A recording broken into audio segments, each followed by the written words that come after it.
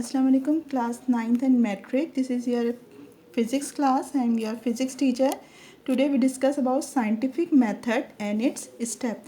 What is scientific method? Scientific method are specific method used to search for truth is called scientific method. Scientific method क्या है? Scientific method जो है वो इसलिए इस्तेमाल किया जाता है कि किसी भी चीज़ पर जब लॉ बनाया जाए, कोई कानून बनाया जाए, तो वो रियलिटी पर, सच्चाई पर मबनी हो। जैसे साइंसदानों ने रिसर्च की कि जी ज़मीन सूरज के गिर्द घूमती है या सूरज ज़मीन के गिर्द घूमता है। पहले तमाम ऑब्जर्वेशन की गई, तहकीकात की गई कि जी मूवमेंट आखिर होती किस तरह से है, और आखिर ये बात प्रूफ कर दी गई कि सूरज स्टिल अपनी जगह पर मौजूद है, ज़मीन सूरज के चारों तरफ घूमती है।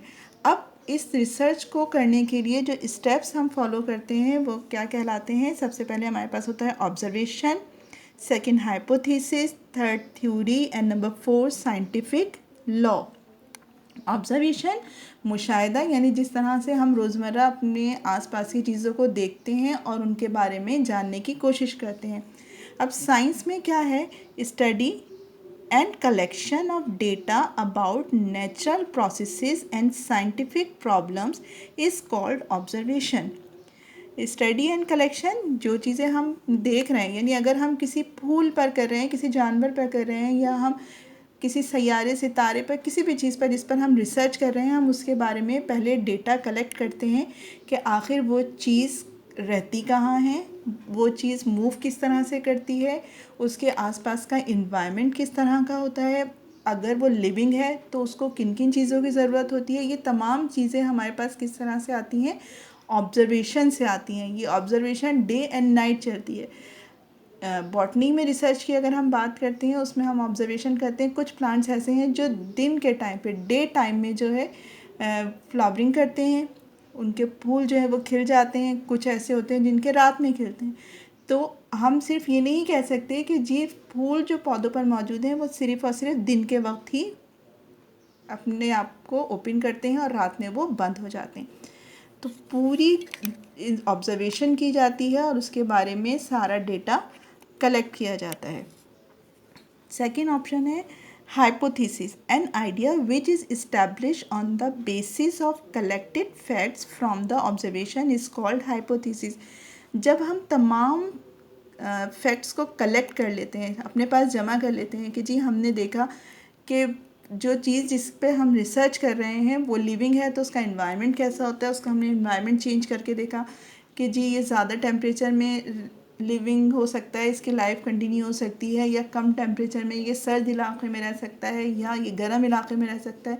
ये इसको कुछ ऐसी आबो हवा की ज़रूरत है जिसमें ये ना ज़्यादा सर्दी हो ना ज़्यादा गर्मी हो। तो सारा डेटा उस चीज़ के बारे में कलेक्ट किया जाता है और उस पर जब हम अपना आइडिया एक लगाते हैं कि जी ये इस तरह से हो सकता है, तो वो आइडिया क्या कहलाता है? हाइपोथेसिस कहलाता है। जब हमारे पास आइडिया आ जाता है, उसके बाद हम क्या करते हैं? एक थ्योरी बनाते हैं। The hypothesis which is supported by a large amount of different types of observation and experiment and to be proofed true is called theory. जब हमने एक्सपेरिमेंट करके देख लिया, हमने अपने डेटा को कलेक्ट कर लिया और हमें एक सॉलिड रीज़न हमारे पास आ गया कि जी हाँ ये हो सकता है, तो उसको हम क्या कहते हैं? थ्योरी कहते हैं। Scientific law, a theory which is tested again and again. जो थ्योरी हमने दे दी है, जैसे हमने ये कहा कि जी सूरज मूव नहीं करता, ज़मीन मूव करती है और दिन रात बनते हैं, इसके बारे में जब हमने सॉलिड रीज़न हमारे पास आ गया कि हाँ जी वाकई में ऐसा हो रहा है, तो उसको बार बार टेस्ट किया गया and found to fit the facts and from which valid predictions may be made in then known as scientific law और प्रिंसिपल। तो फिर हमने उसको क्या नाम दे दिया? उसको हमने साइंटिफिक लॉ का नाम दे दिया। साइंटिफिक मेथड और उसके जो स्टेप्स हैं, आई होप कि आपको समझ आ गए होंगे। यहाँ हमारा चैप्टर नंबर 1 एंड होता है। अल्हम्दुलिल्लाह नेक्स्ट क्लास में नेक्स्ट चैप्टर स्टार्ट करेंगे। अल्लाह हाफिज़।